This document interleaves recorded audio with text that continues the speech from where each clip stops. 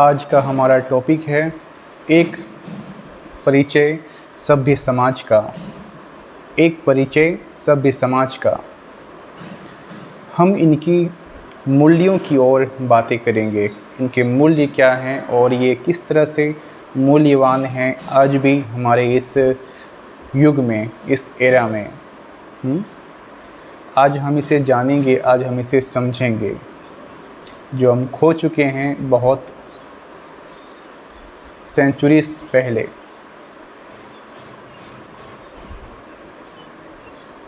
हम जानते हैं कि बहुत सारी चीज़ें एकत्रित होती हैं, जुड़ती हैं। बहुत सारे कल्चर्स, हैबिट्स, रीति रिवाज, ढंग व्यवहार, बातचीत, डिबेट्स, ओपिनियंस, तब जाके वो एक नैतिक मूल्य का आकार बनती है। हमारी भाषा में अगर देखें तो वो एक भावपूर्ण, एक संवेदनशील विचार की गुणवत्ता की ओर बढ़ती है। जब हम बात करते हैं एक नैतिक मूल्य समाज की, एक नैतिक मूल्य काष्ठा की, जो उस समाज के प्रत्येक व्यक्ति में, प्रत्येक महिला में, प्रत्येक पुरुष में, प्रत्येक बच्चे में और प्रत्येक बूढ़े और बूढ़ों में वो मूल्य विद्यमान हैं, तब जाके वो एक सभ्य समाज की ओर बढ़ता है। अभी भी यहाँ टाइम है, लेकिन वो उस रास्ते पे चल पड़ा है, वे उस डायरेक्शन में। हम और हमारे जागने की प्रतिक्रियाएं, हम और हमारे जागने की प्रतिक्रियाएं इस तरह से मूलभूत हो चुकी हैं आज के दौर में, आज के सभ्यता में और आज के कानून विशेषज्ञों में, कि हम जानने को व्याकुल हो चुके हैं। उनकी पूर्ण श्रद्धा को, उनकी पूर्ण भाव को, जो समाज को एक नैतिक प्रमाणित, एक गुणावधाव में जोड़ कर बांधते हैं, एक विचार शून्य मनुष्य ना बनाकर एक विचारशील अग्रणी पुरुष बनाते हैं, जो उसकी स्वाभाविक प्रकृति होती है हर मनुष्यों की, उस समाज में रहने वाले हर जीवों की। उस समाज में एक पशु भी रहता है, डॉग, काव, एनिमल्स, तरह तरह के डोमेस्टिक एनिमल्स वहाँ मौजूद होते हैं। उनका भी एक अपना कार्य है। डॉग्स का कार्य है उस क्षेत्र की सुरक्षा करना। कुछ हद तक काव का काम है मिल्क देना, आसपास की जो घास भूसे हैं उसे सफाचट कर देना। उनकी भी एक योग्यताएं हैं, एक योगदान है। लेकिन हम जब बात करते हैं एक बेहतर समाज की, तो वो किस तरह ढलता है, किस तरह से बनता है। मैं हड़प्पा सभ्यता की बात नहीं कर रहा, इंडस वैली सिविलाइजेशन की बात नहीं कर रहा। वो बहुत पुरानी बातें हैं, लेकिन तब भी वो डेवलप्ड थी, विकसित थी, खुले विचारों वाले थे।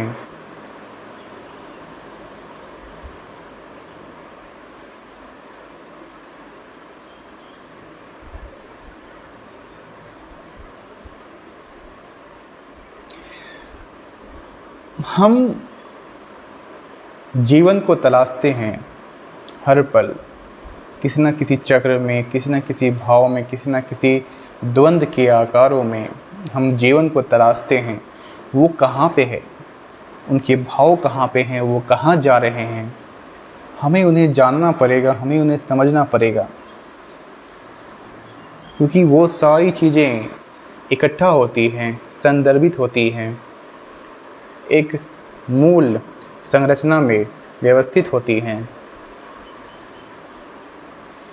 तब वो जाकर आगे एक समाज का एक दायित्वपूर्ण एक सभ्य समाज का हिस्सा बनती हैं, एक पार्ट, एक गुणवत्तम पार्ट, जिसके भीतर हर किसी का गुणत्व हो, मल्टीप्लिकेशन हो।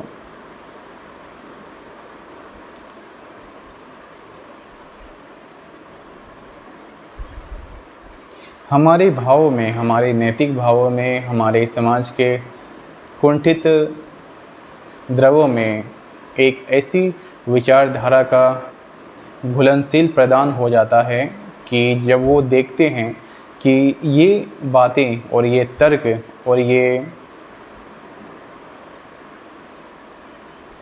तादात्म्य किस तरह से समाज में उभर रही हैं, हमें उसे जानकर, हमें उसे समझकर एक प्रतिभासी द्वंद्वी के रूप में नैतिक मूल्य का आकार प्रदान करना चाहिए। तभी हम उस समाज के एक मूल्य संदर्भित एक आकांक्षाओं को एक अक्षुण्ण, एक महान अक्षुण्ण अभिलाषीपूर्ण जागृति को व्यवस्थित कर पाएंगे, और उसी को हम तब कहेंगे कि ये एक सभ्य समाज है, एक सिविलाइज्ड सोसाइटी है, एक ऐसी सिविलाइज्ड सोसाइटी जिसके भीतर हर तरह का मूल गुण हो, मूल प्रमाण हो, मूल तत्व हो, तत्व की मूल धाराएं हो, जो वो समझे हर पल एक यूनिटी के साथ, एक महान एकता के साथ।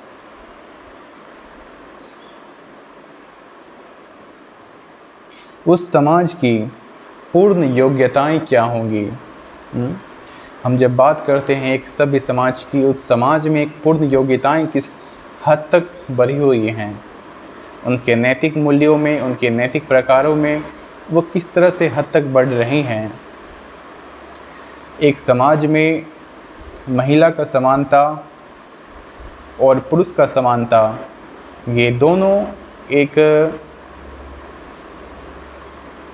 तराजू के दो हिस्से हैं, दो पलड़े के बराबर हैं, जो समाज में ठीक से व्यवस्थित है। मैं आज की भी बातें कर रहा हूँ, इस मॉडर्न युग की भी, और हमारे एंशिएंट टाइम की भी मैं बातें कर रहा हूँ, हमारे प्राचीन काल की, प्राचीन भारत की और प्राचीन विश्व की। ये विश्व की परम चेतना, महाचेतना, अग्रणी दो भाव, ये हम ही से उत्पन्न हुए थे, इसी भारत से उत्पन्न हुए थे। ओके जो आज हर तरफ फैल चुके हैं। जब आप देखोगे कि इनके भीतर जो योग्यताएं हैं, जो आज की कीर्तिमान कृतज्ञताएं हैं, वो कहाँ से विकसित हुई? तो उनका एक मूल जड़ हमारे भारत का एक संदर्भित कोना ही मिलेगा।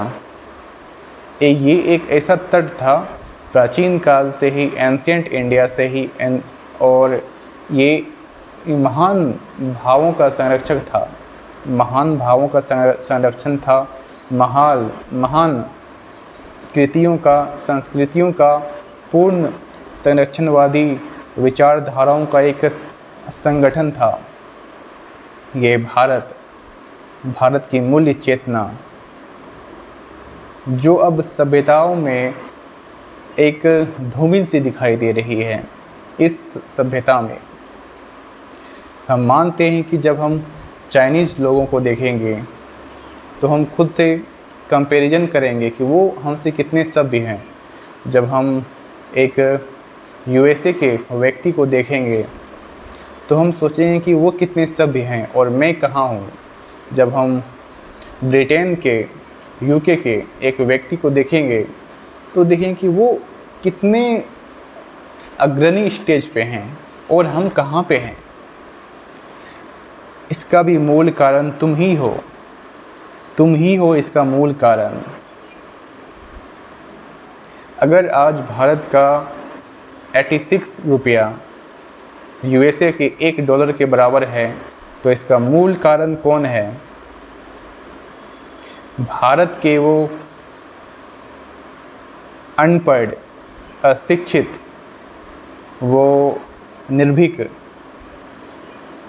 द्वंद्ववादी विचार वाले वो कुछ लोग, वो ज़्यादा नहीं है, बस वो कुछ लोग जो एक पूरे हायरार्की को चला रहे हैं, वो उनके बस में है और वही उसके मूल्य को, उसकी एक वैल्यू को गिराने की कोशिश कर रहे हैं। ये सच्चाई है, चाहे आपको रिजर्व बैंक ऑफ इंडिया बताए या भारत का कोई महान इकोनॉमिस्ट। हम तब भी जीवित थे, हम अभी जीवित हैं, पर अब जो हमारी जीवन है, अब जो हमारी जीवन धारा है, उसमें मूल परिवर्तन हो चुका है। वो मूल परिवर्तन क्या है, हमें उसे जानना होगा। वो क्या मूल परिवर्तन है? जीवित तो हम तब भी थे और अब भी हैं, लेकिन डिफरेंस क्या है इन दोनों में? एक बारीकियां क्या है? एक स्टेजेस ऑफ लाइफ क्या है?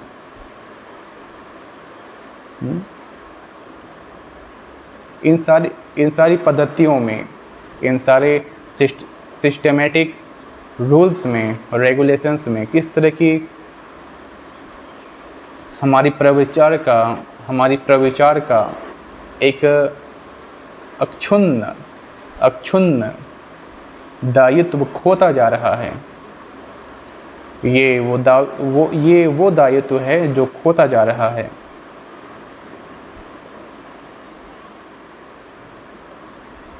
उस वक्त, आज से लगभग ज़्यादा नहीं, बस 1000 वर्ष पूर्व हमारी धरती इतनी महान थी और उस धरती पर रहने वाले जीव इतने महान थे कि उनकी गाथा पूरे विश्व में थी, संपूर्ण विश्व में थी। वो सिर्फ माइंड से ही अच्छे नहीं थे, बल्कि इस पूरे शरीर में जो कॉन्शियसनेस की मूल चेतना का एक करंट दौड़ता है, वो प्रतिद्वंदी धारा, वो उसमें भी अक्षुण्ण थे पूरे विश्व में। तभी नाम परा वासुदेवाय कुटुंबकम, सारा विश्व हमारा परिवार है, वन वर्ल्ड वन फैमिली। ये इसीलिए, ये इस मूल भावना की वजह से।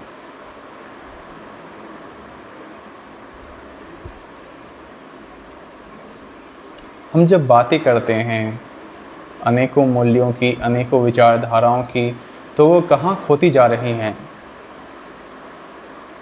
उनके गुण कहाँ खोते जा रहे हैं? उन पर कोई प्रश्न क्यों नहीं करता? आज जब मैं अपने सड़क पर निकलता हूँ टहलने के लिए, घूमने के लिए, तो मुझे बहुत सारे ऐसे लोगों के जीवन से दर्शन होता है। सिर्फ लोग नहीं, उनके जीवन से दर्शन होता है कि वो किस तरह की लाइफ स्टाइल को फॉलो कर रहे हैं, किस तरह की कल्चर्स को अपने हैबिट्स के ज़रिए जोड़ चुके हैं खुद के भीतर। वो किस तरह की हैबिटेट्स में अपने मूल्यों को स्वतंत्रता प्रदान कर रहे हैं।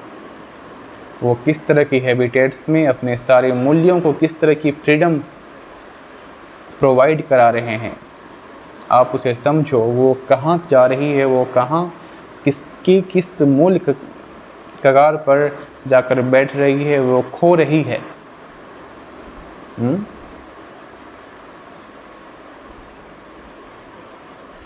मैंने बहुत दिन पहले, जस्ट 1 साल पहले, एंथ्रोपोलॉजी का एक बुक पढ़ा था, the first invites of India. उसका एक चैप्टर था मनुष्य विज्ञान, एंथ्रोपोलॉजी। जब मैंने देखा कि ये सभ्यताएं कैसे विकसित हो रही हैं, एक छोटे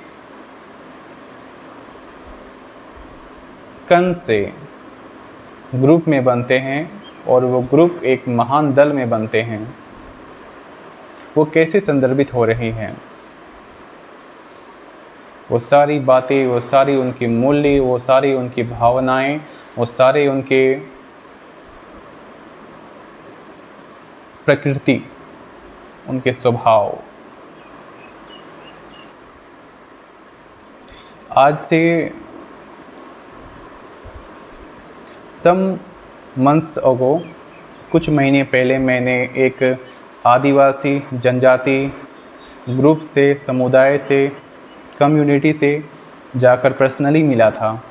मैंने उनसे बातें किया था, मैंने उनसे प्रश्न किया था कि आप जिस तरह की माहौल में जी रहे हो, क्या वहाँ खतरा नहीं है? उस जंगल में, उस वन में खतरा नहीं है? आपकी धारणाएं क्या हैं? आपकी अवधारणाएं क्या हैं? आप किस तरह के भोजन को कंज्यूम करते हो? आपकी रेट ऑफ कंजम्पशन क्या है? आप हर रोज़ क्या करते हो? आपकी दिनचर्या क्या है? आपकी लाइफ स्टाइल क्या है?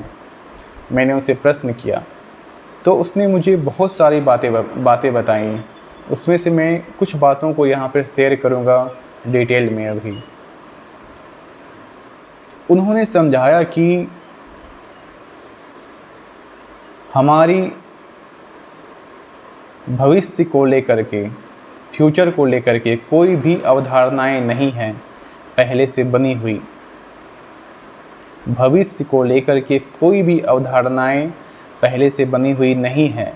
कोई भी धारणाएं, कोई भी अवधारणाएं कि मुझे ये सेट करना है, मुझे वहाँ सेट होना है, मुझे यहाँ जाना है, मैं वो करूँगा, मैं वो बनूँगा, मेरी कोई भी विचार नहीं है भविष्य को लेकर के।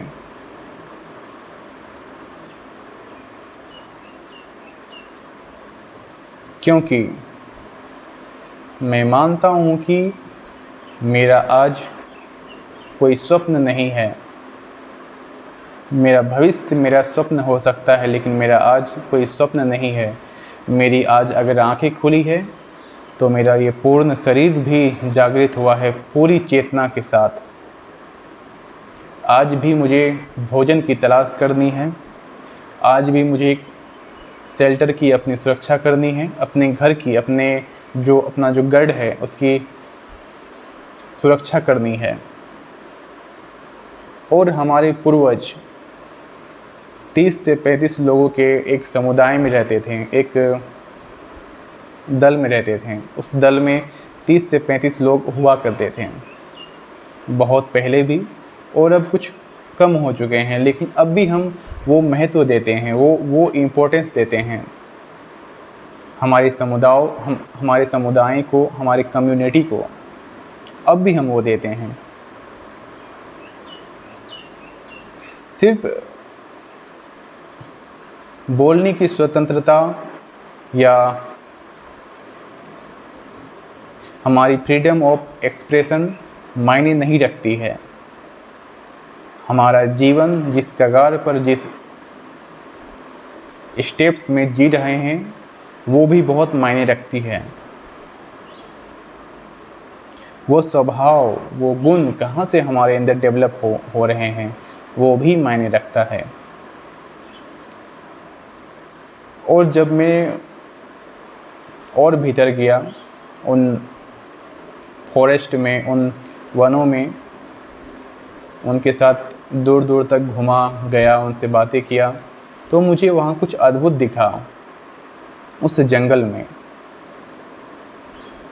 तो मुझे समझ आया वो दृश्य को देखकर कि अस्तित्व कभी भी हमें चौंका सकती है। ये अस्तित्व, ये सुप्रीम एग्जिस्टेंस कभी भी हमें चौंका सकता है अपने कारनामों से। हम खुद को कितना भी विकसित कह दें, लेकिन हम पूर्ण विकसित नहीं हुए हैं। लाखों सालों में इस ह्यूमन लाइफ्स के 3.5 लाख वर्षों में सिर्फ ये शरीर डेवलप हुआ है और इस मस्तिष्क का कुछ हिस्सा डेवलप हुआ है। लेकिन अब भी हम पूर्ण विकसित समाज का हिस्सा नहीं बन पाए हैं। क्या कहा मैंने? पूर्ण विकसित समाज का हिस्सा नहीं बन पाए हैं। हम देखते हैं अपने विचारों में, अपने संकल्पों में, अपने पूर्ण धारणाओं में वो किस तरह की संदर्भ, वो किस तरह की कॉन्टेक्चुअलाइजेशन इस सिविलाइजेशन को सुप्रीम अथॉरिटी, सुप्रीम हायरार्की का एक मूल छाप देती है। ये उसके भीतर के कोर से उस एटॉमिक पोजीशन पे निर्भर करता है। वही उसकी पूर्ण धारणाएं हैं, वही उसकी पूर्ण अवधारणाएं हैं। समझे? तो मेरा ये प्रश्न आपसे है कि आप अपने समाज को किस हद तक विकसित देखना चाहते हो, किस हद तक, किस सुप्रीम लेवल तक। आप चाहे इस अर्थ से मून की तरफ चले जाओ, चंद्रमा की तरफ चले जाओ, या मंगल की तरफ चले जाओ, Mars, the holistic life of Mars. क्या आप नहीं जानते कि उस मार्स पे क्या हुआ, उस मार्स के अतीत में? आप जानो, आप उससे जानने की कोशिश करो।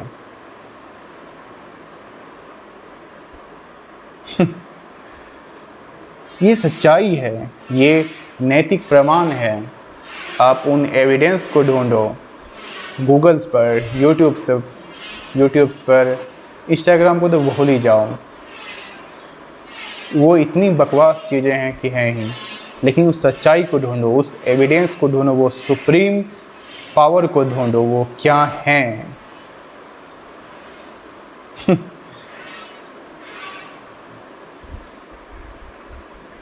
मैं हमेशा से मानता था कि हम जिस समाज में डेवलप्ड हो रहे हैं वो किस ओर जा रहा है, वो किस केंद्र से जुड़ा हुआ है।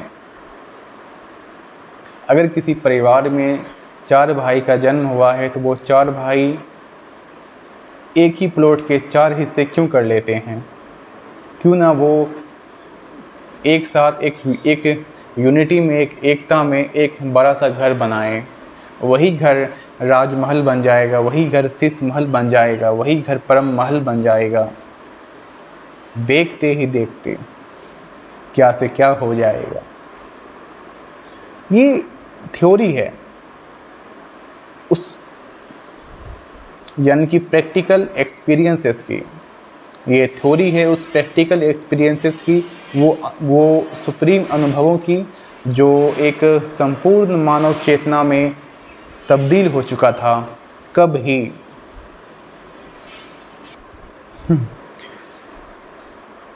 आपने एंट्स पर, चींटियों पर गौर किया है कभी? वो कितने डेवलप्ड हैं। उनकी लाइफ बहुत कम होती है, लेकिन वो कितनी विकसित एक सभ्यता की तरह है। अगर कहीं बारिश होती है तो वो अपने उस छिद्र को छोड़कर कहीं और शिफ्ट हो जाते हैं। अकेले नहीं, पूरे एक ग्रुप के साथ, पूरे एक बंडल के साथ। चींटियों में 2.5 लाख न्यूरॉन्स होते हैं, 2.5 लाख न्यूरॉन्स होते हैं। वो अपनी चेतना का पूर्ण इस्तेमाल करते हैं। हम इंसानों की तरह नहीं। हम इंसान में 100 बिलियन न्यूरॉन्स होते हैं, 100 बिलियन न्यूरॉन्स, आप सोच सकते हो। लेकिन हम उस चेतना का, उस न्यूरॉन्स की प्रोसीजर्स का, उस मैसेजिंग ट्रांसफरिंग का कितना प्रतिशत इस्तेमाल कर पा रहे हैं, ये बहुत मायने रखता है इस सभ्य समाज के बीच में। वही हमारी मूल शील्ड है, वही हमारी मूल ढाल है जीवन को आगे बढ़ाने के लिए। एक सात्विक, नैतिक गुण को एक अभिलाषित परम चेतना की ओर, एक यानी कि पुरुषोत्तम चेतना की ओर। पुरुषोत्तम चेतना, वो महान ज्ञानी,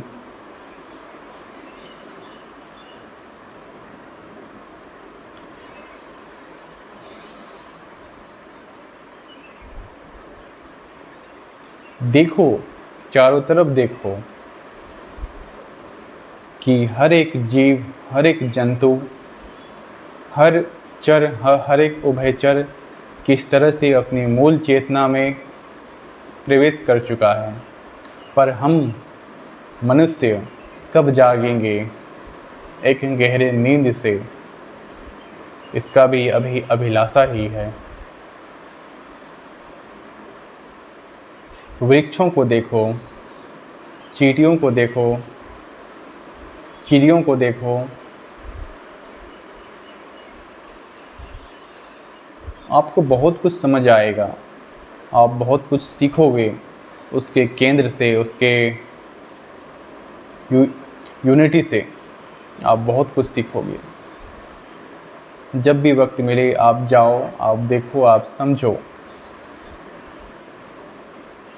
कि the beyond of everything, the only one thing is exist, the Supreme Almighty. And who is the Supreme Almighty? The consciousness, the Supreme Consciousness, वही तुम्हारे भीतर है, एक सभ्य समाज के भीतर, जहाँ पर हल्की सी भी बुराई नष्ट हो जाती है, वो उसके भीतर विद्यमान है, एक एटॉमिक पावर सप्लाई बनकर। ओके, एक एटॉमिक पावर सप्लाई बनकर हमारा नैसर्गिक भाव इस सभ्यता के हर एक कार्य कुशलता में संप्रभावी है, हर फील्ड में।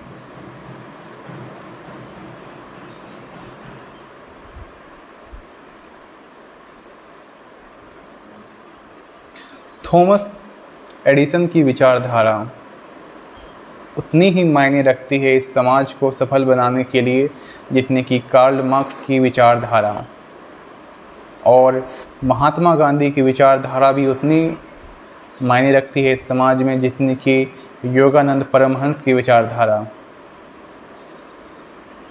उसी तरह स्वामी विवेकानंद की भी विचारधारा उतनी ही मायने रखती है जितनी कि नागार्जुन की विचारधारा।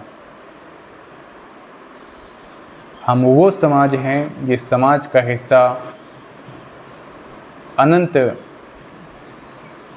विश्व के हिस्से हुआ करते थे, अनंत विश्व के हिस्से। हम आंतरिक रूप से भी जागृत थे और बाहरी आवरण से भी।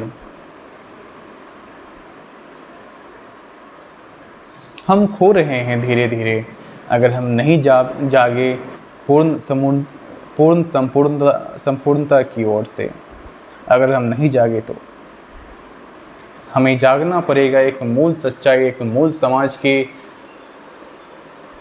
सिक्योरिटी, कल्चरल हैबिटेट्स और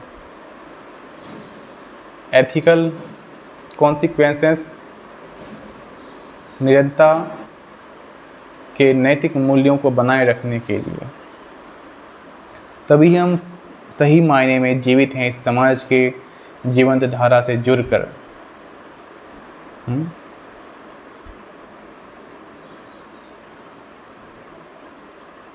आप जो सोचते हो, आप जो मानते हो, आप जो करते हो, इन तीनों विचारधारा में एक कंडेंसेशन नैतिक गुण विद्यमान होते हैं। आप जब इसे मानोगे और समझोगे तो खुद ब खुद पहचान जाओगे कि आपकी मूल्य संरचनाएं, मूल्य स्वाभाविक कहाँ से जुड़ी हुई हैं। तब वो जाकर सुप्रीम सभ्य समाज का एक कंप्लीट पार्ट बनेगा। बहुत सी इंसिडेंट्स हो चुकी हैं, बहुत सी हमारे अतीत में। उन इवेंट्स से, वो हमारे लिए इवेंट्स ही थे, त्यौहार ही थे, हम उनसे क्या सीखें वो बहुत मायने रखता है। सीखना और सीख कर आगे बढ़ना ये एक सात्विक समाज का मूल परिचय है, एक जागृत चेतना का अस्तित्व मान आइडेंटिटी है।